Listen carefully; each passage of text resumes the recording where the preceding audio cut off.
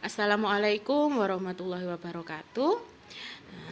Mohon maaf kalau videonya baru VK kirimkan. Untuk pertemuan hari ini kita akan membahas tentang maksimum dan minimum. Ya. Coba perhatikan gambar grafik fungsi dua variabel di sebelah kanan. Ya, kalau kalian perhatikan grafik ini menunjukkan ada lembah yang paling curam, kemudian ada lembah yang agak curam, dilanjutkan dengan puncak yang paling tinggi dan ada bukit ya. Nah, jadi dalam istilahnya kalau yang puncak paling tinggi ini kita katakan nanti dalam grafiknya dia sebagai nilai maksimum global. Atau dengan kata lain, nilai dari fungsi yang paling maksimum ya di antara semua nilai fungsi yang ditemukan ketika nilai x, y dari domain disubstitusikan kepada fungsi menghasilkan nilai yang paling maksimum, yaitu terlihat seperti gambar grafik ini, dia punya puncak yang paling tinggi. Kemudian andai kata kita buat suatu pembatasan dari domain x, y-nya katakanlah hanya sebatas seperti ini di bagian ini ya, maka ada bagian yang kita namakan sebagai nilai maksimum lokal yang terlihat pada puncak bukit ini ya. Jadi ada beberapa bagian dari grafik di mana kalau kita buat per bagian akan ada bagian-bagian yang mempunyai nilai maksimum lokal ataupun nilai minimum lokal. Tapi kalau secara keseluruhan dari domainnya kita masukkan, maka nantinya akan menemukan nilai maksimum global ataupun nilai minimum global. Kecuali grafik fungsinya itu semakin besar nilai x, yang disubstitusikan nantinya akan menjadi nilai yang semakin tak hingga, maka kita katakan bahwa grafik tersebut tidak mempunyai nilai maksimum global ataupun nilai minimum global. Jadi kalau cuma perbagian seperti ini nanti dia sebagai bentuk lokalnya ya. Jadi ada nilai maksimum lokal ataupun nilai minimum lokal. Tetapi kalau kita perhatikan secara keseluruhan, ada bagian yang paling dalam dan ada bagian yang paling tinggi, maka dia kita sebut sebagai nilai globalnya. Nah, berdasarkan definisi kalau kita perhatikan, misalkan f adalah fungsi dengan domain S, dan misalkan P0 adalah suatu titik di S. P0 itu adalah koordinat X0, Y0 ya. Jadi kita ambil salah satu contoh titik domain yaitu X0, Y0. Sehingga di sini kita simpulkan P0-nya itu adalah X0, Y0. Jika Fp0 dikatakan sebagai nilai maksimum global dari F pada himpunan domain S, itu terjadi ketika Fp0 itu nilainya lebih besar atau sama dengan Fp untuk semua P di area domain S. Jadi semua P kalau disubstitusikan ke F itu kan pasti punya nilai ya. X, Y itu sembarang nilai yang dimasukkan ke F akan punya nilai. Tetapi kalau ada nilai tertinggi yaitu kita katakan sebagai Fp0, maka Fp0 itu disebut sebagai nilai maksimum global. Kemudian Fp0 itu jika dikatakan sebagai nilai minimum global itu ketika nilainya paling rendah dibanding dengan semua nilai F yang ditemukan. Nah, Fp0 itu tadi kan kadang menjadi nilai maksimum, kadang menjadi nilai minimum. Maka nilai maksimum ataupun nilai minimum itu kita bisa menyebutnya sebagai nilai ekstrim. Dengan kata lain, nilai ekstrim, nilai minimum, nilai maksimum itu adalah hasil substitusi X, Y ke F ya, yang nilainya paling maksimum atau paling minimum ya. Nah, tadi kan Bu Eka sudah mengilustrasikan di grafiknya bahwa kadang ada beberapa bagian ada puncak-puncak lain dalam grafik ataupun ada lembah-lembah lain dalam grafik yang bisa jadi nilainya tidak yang paling besar dibanding dengan yang lain atau tidak paling kecil dibanding dengan yang lain, maka kita mengenalnya sebagai nilai minimum lokal ataupun nilai maksimum lokal. Ya. Nah, selanjutnya di manakah letak nilai ekstrim? Nah, kalau kita bertanya tentang nilai ekstrim, itu nanti tadi kan sudah didefinisikan ya, nilai ekstrim itu berkaitan dengan nilai maksimum ataupun nilai minimum.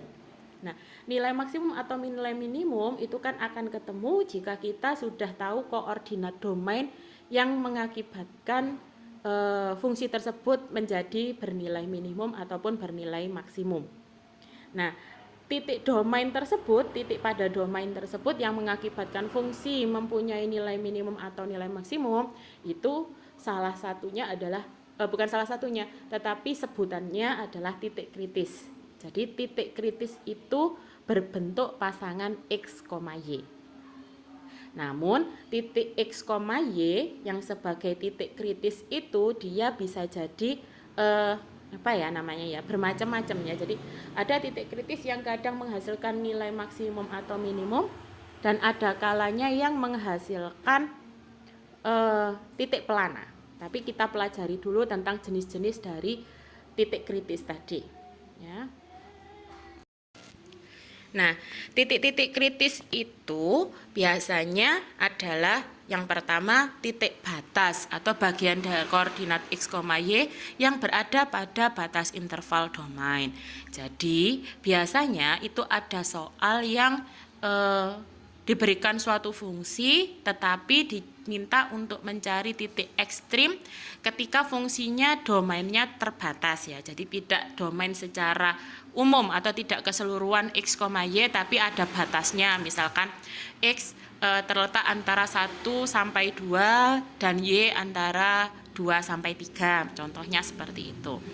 Maka nanti kita diminta untuk mencari nilai-nilai titik kritis. Jadi semua titik yang ada di batas itu bisa kita sebut sebagai titik kritis. Namun dari titik kritis itu tadi akan kita substitusi ke fungsinya, maka nanti kita bisa mencari nilai-nilai yang ada di bagian batas.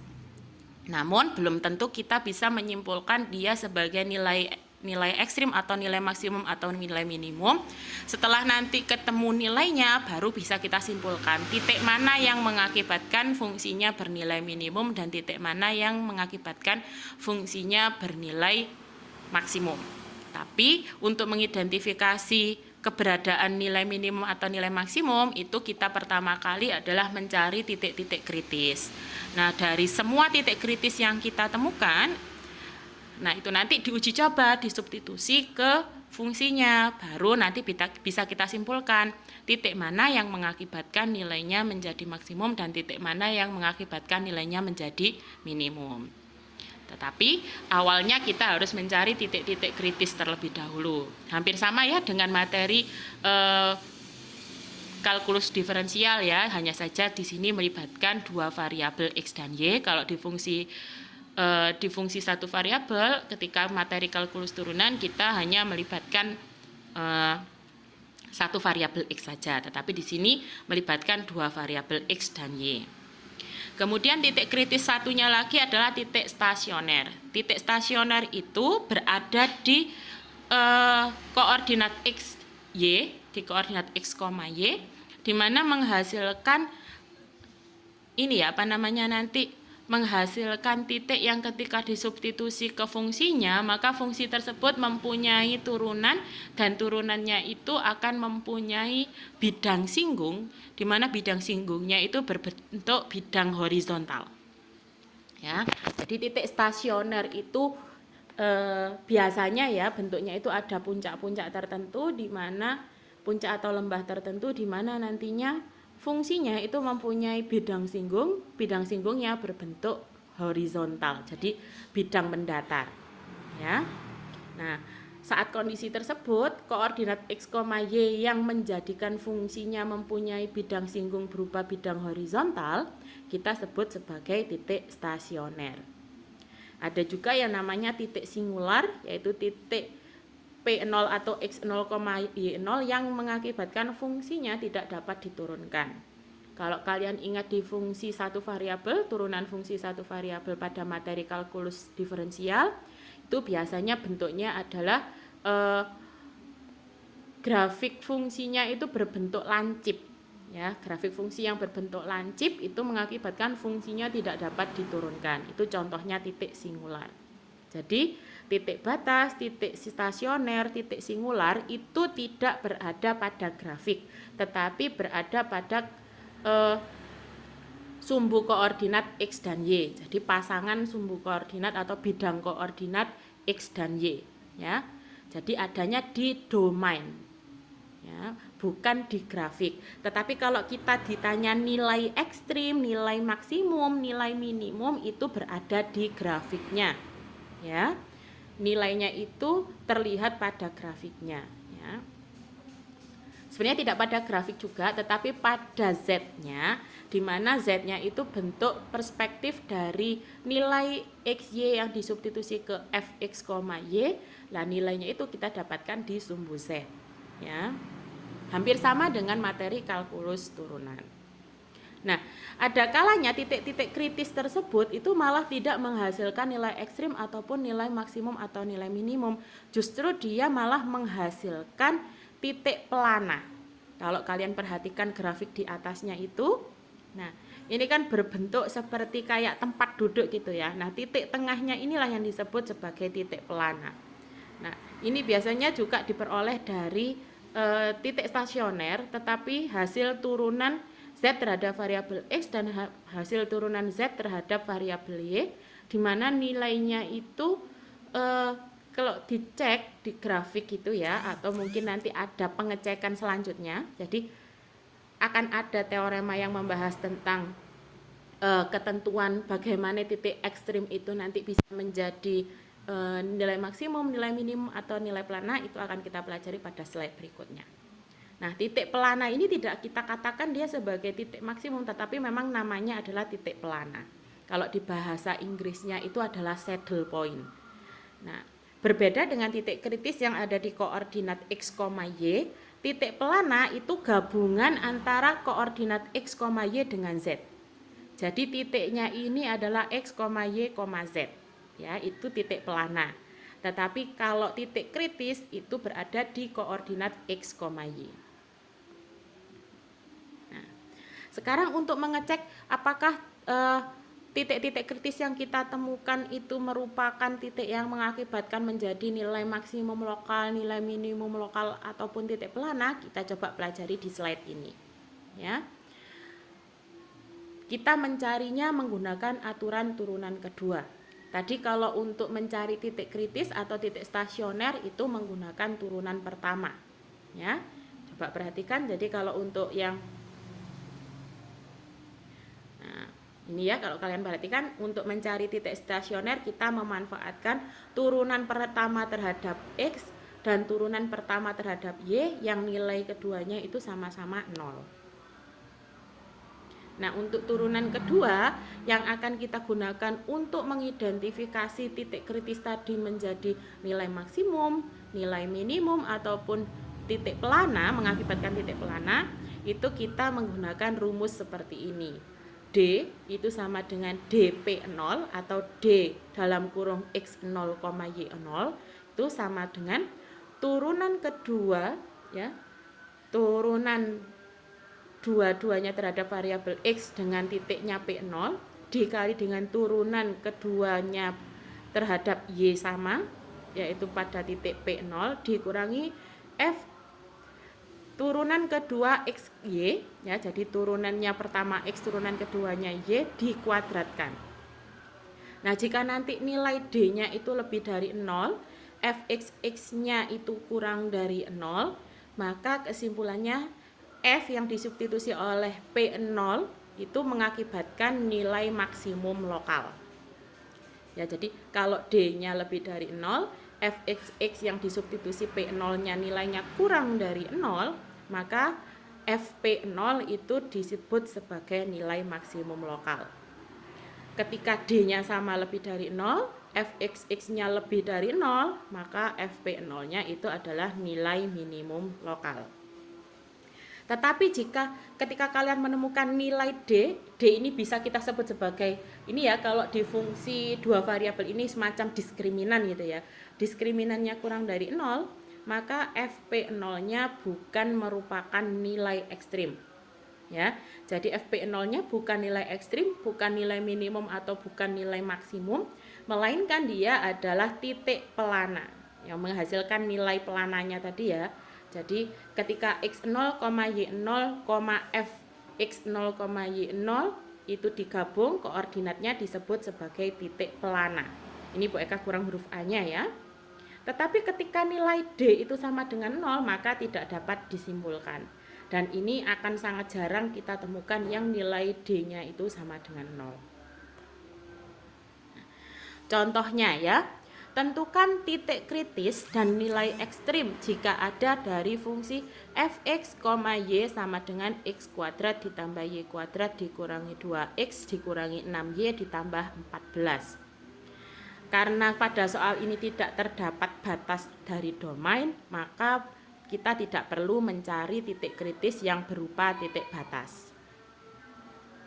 Langkah selanjutnya yaitu mencari titik stasioner yang terjadi saat del F-nya itu sama dengan 0. Nah, del F sama dengan 0 itu terjadi ketika turunan pertama terhadap variabel X itu bernilai 0 dan turunan kedua terhadap turunan pertama terhadap variabel Y-nya juga bernilai 0.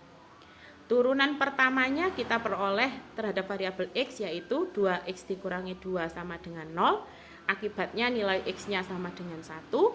Turunan kedua turunan pertama terhadap variabel Y-nya yaitu 2Y dikurangi 6 harus sama dengan 0. Maka kita peroleh nilai Y-nya sama dengan 3.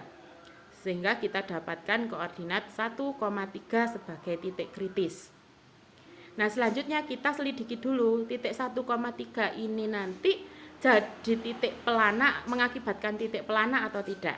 Nah, kita selidiki dengan aturan turunan kedua, yaitu mencari fxx 1,3 turunan kedua terhadap variabel x yang disubstitusi oleh 1,3, mencari turunan fyy dengan substitusi 1,3 serta fxy dengan kita substitusi 1,3. fxx yang kita dapat adalah 2 ya. Jadi dari 2x dikurangi 2 diturunkan lagi terhadap variabel x kita dapatkan 2. Maka nilai fxx 1,3 tetap bernilai 2. Begitu juga dengan fyy, fxy seterusnya. Nah, kita dapatkan fyy-nya itu juga 2 dari 2y dikurangi 6 dan fyy-nya untuk kita substitusi 1,3 nilainya juga 2. Kemudian untuk fxy berarti kita perhatikan turunan pertama terhadap variabel x. Kita perhatikan bahwa turunan terhadap variabel y-nya itu kan karena tidak ada variabel y maka turunannya adalah 0.